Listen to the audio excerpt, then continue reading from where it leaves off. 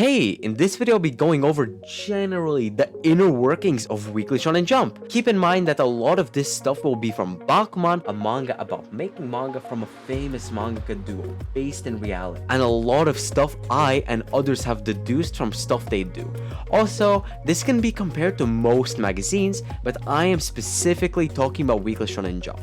So, without further ado, let's get right into it. Alright. First, I want to talk about maybe the single most important factor to how a series' fate is decided. And just to be clear, this will probably be the longest and most complicated out of everything that I'll talk about in this video, the rankings. So, for Weekly Shonen Jump exclusively, I have not found any other magazines have this. It has a fan-made website which goes all the way back to presumably its establishment in 1968, with very specific rankings for each series, which you can check out how it stood up against the other series in that magazine in that issue/week. Now, pay very close attention to what I'm about to show you. This is going to be essentially the heart of this segment. This is the table of contents. What you see on screen now is what decides a series' fate about 80% of the time. This specific issue is the Weekly Shonen Jump 2025 issue 40. Now, there are actually two tables of contents that are both equally as important. The one on the left is the issue of each series' last 8 chapters' average rankings compared to other series. Now, as you can see on the bottom, there is also a new serialization space for, as you guessed it, new serializations. For right now, it's just Ping Pong Arrow. But in next week's table of contents, it will no longer be there because it will have been serializing for 9 total chapters, as its opening chapter is no longer taken into account for the last 8 chapters' rankings. But when a series is just starting, the table of contents will look more like this. Now, you might be thinking, what are these colors I see? Well, those are color pages, and while I will talk in more detail about them in a little bit, for this, let's go over this generally. You can see 3 different colors: gray, yellow, and red. Gray means it got no color page that week, that it was just a regular chapter. Red means it got a lead color page, which immediately gives it first place in the table of contents, and it will have at least 3 color pages, sometimes more. And yellow means central color page, which means just 1 color page, which are given to almost every single series. What I mean for almost every single series is that sometimes they're just not given lead color pages or central color pages when they start. This was a more prevalent thing in Weekly Shonen Jump's earlier days, but I don't know a single series in maybe the past 5 years that has gotten this treatment. But a great example is Inumarudashi. It ran for nearly 4 years and never received a single lead color page. Sure, it got a few central color pages, but never received a single lead color page. For their other Weekly Shonen Jump series, they had lead color pages, but for this, they just didn't, and I have no idea why. Or Yusuke Murata's, artist behind Eyeshield 21 and One Punch Man, own series in Weekly Shonen Jump, Hetapi manga Kenkujo R, it didn't get neither a lead nor a central color page. I have no idea why.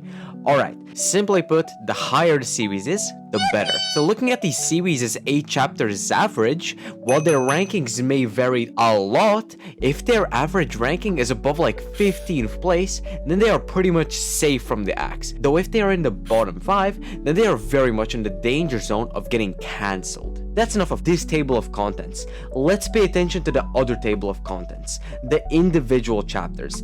As you can immediately tell, no matter the series, if it got a lead color page, it will be first place. Then after that, you can look at the series you are invested in and see where it landed itself that week. For example, 3 series I see a lot of talk about online these days is Ultimate Exorcist Kiyoshi, Kaedegami, and Haruka's Mount. Let's see where they are in the 2025 issue 40. Ultimate Exorcist Kiyoshi got 6th place. Wow, I'm actually kind of surprised about it being that high, not gonna lie. Kaedegami, which landed in 14th place, and Haruka's Mount in 11th. And you can look like that for the series you want to see. Next, you might be wondering, what are these red spots? Well, as it's written here, that is a one-shot. Usually that means that the Weekly Shonen Jump editorial staff are experimenting with different series and seeing what people like and testing a certain mangaka, as even though they might like it, it's ultimately meaningless if it doesn't sell and people don't like it.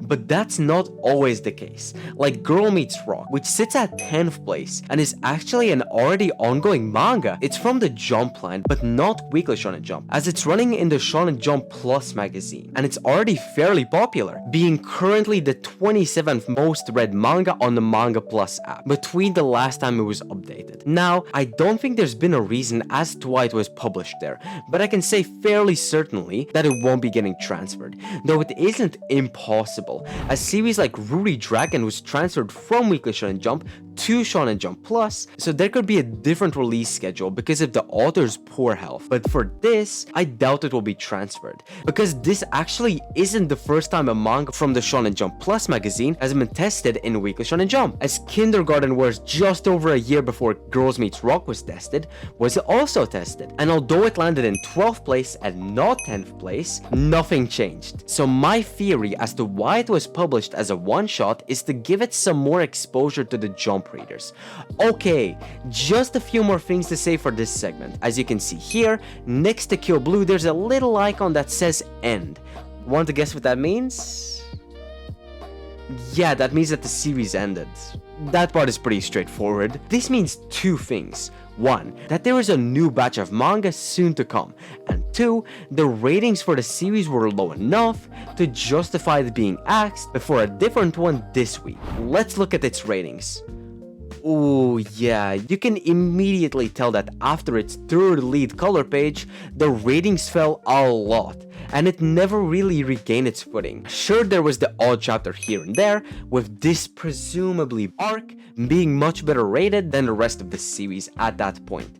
Just to be clear, when a series ends, multiple series either were cancelled in the weeks before and after. For example, it has already been announced that Nice Prison will be ending in the next issue, because the series always start in batches, normally 3, but it can go up to 4 and go down to 2, though there was one time that 6 series started at once. There are about 20 series ongoing at any given point in Weekly Shonen Jump, with a one-shot or 2 in every issue, though Hunter x Hunter is included in that lineup, though it is almost always in hiatuses. I think that's all for this segment. Don't worry, the rest of the segments will be a lot shorter. I just wanted to be very thorough with this segment, as this was the most important and intricate segment. But if you are enjoying this so far, I would appreciate it so much if you could drop a like and subscribe. Alright, let's get into the next thing I want to talk about, which is actually quite a new tactic they've employed to help lower ranked series, which would typically be axed soon, to maybe survive. A voiceover of the manga with professional voice actors and a few additional pages to their chapters. Now, as I just mentioned, this is a rather new thing they've been doing, as I can only really name 2 series that got them. I'm sure there are more, but I'm only aware of 2, which are Mama Yu and Shadow Eliminators. I really like that they aren't just giving up on them, thinking that they're lost causes, and giving them a fighting chance at survival. Now, to be fair, both Mama Yu and Shadow Eliminators were axed, but that doesn't mean that they should stop trying. I think that they're on the right path, but this was almost too indirect? What I mean is that they could try promoting the series more directly in the magazine, like giving them an extra color page or 2. Don't get me wrong, I don't think that they should just throw around central color pages so easily, but to me, it seems that they are almost giving them randomly, so why not give it to other series that could really need it? Right? Alright, I've been talking about color pages quite a lot, so let's finally finish that topic. Now, I'll let you in on a pretty well-known fact. If a low-ranking series hasn't received a color page in quite a while, then there is a pretty good chance that the editorial department has its sights set on ending it soon.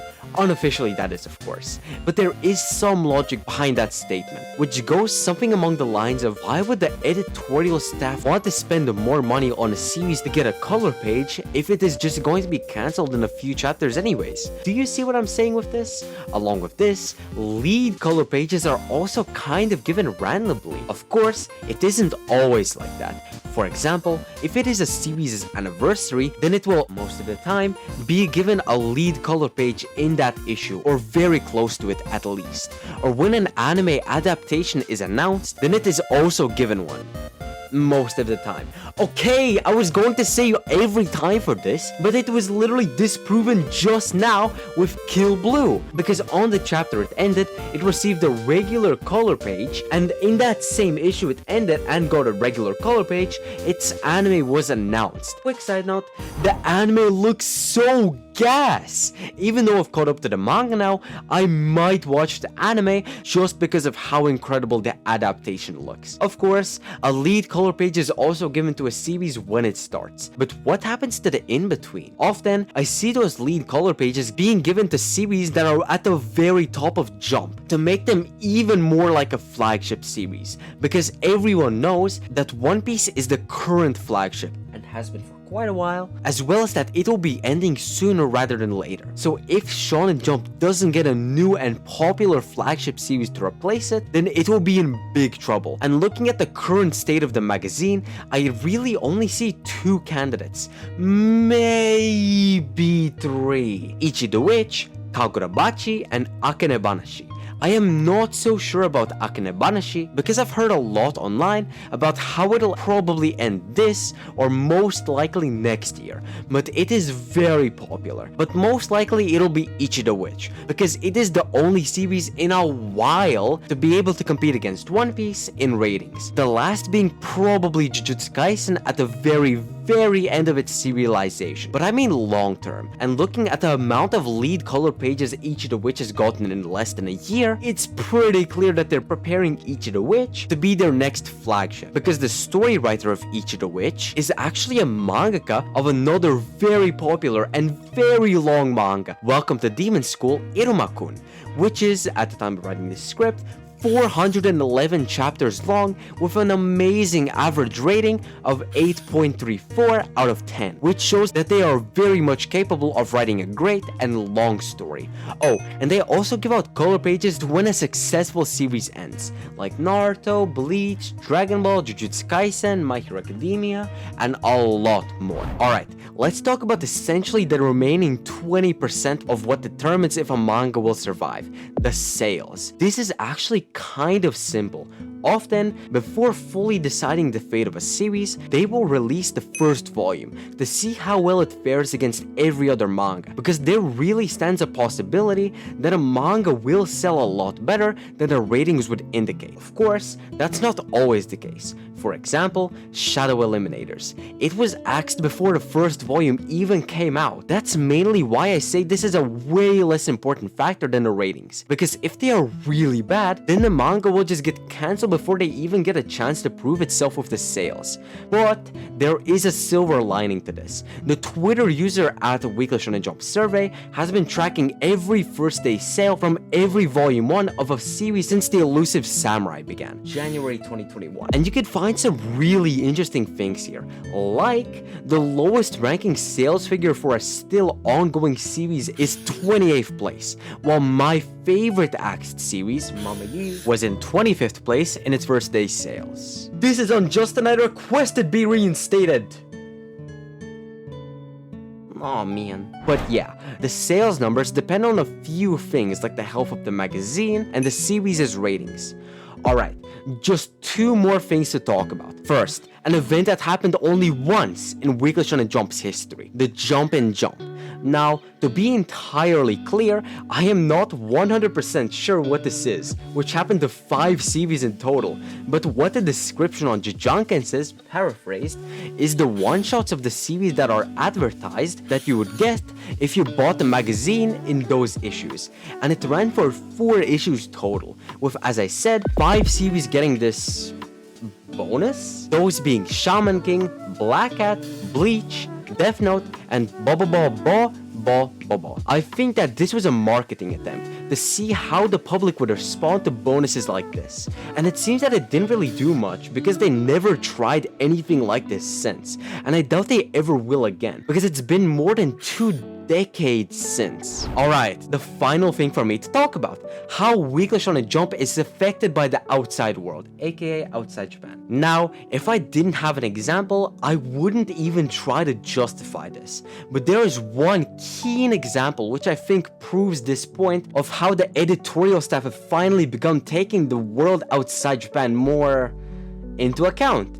Undead Unlock. Truth be told, it was close to being a failure in Japan, with its average rating being pretty low for such a long series. I'm sure you could find some axed series with pretty similar or even better ratings than it. So why did this survive cancellation for so long? I can really only find one reason. It's because outside Japan, it was really popular and highly rated.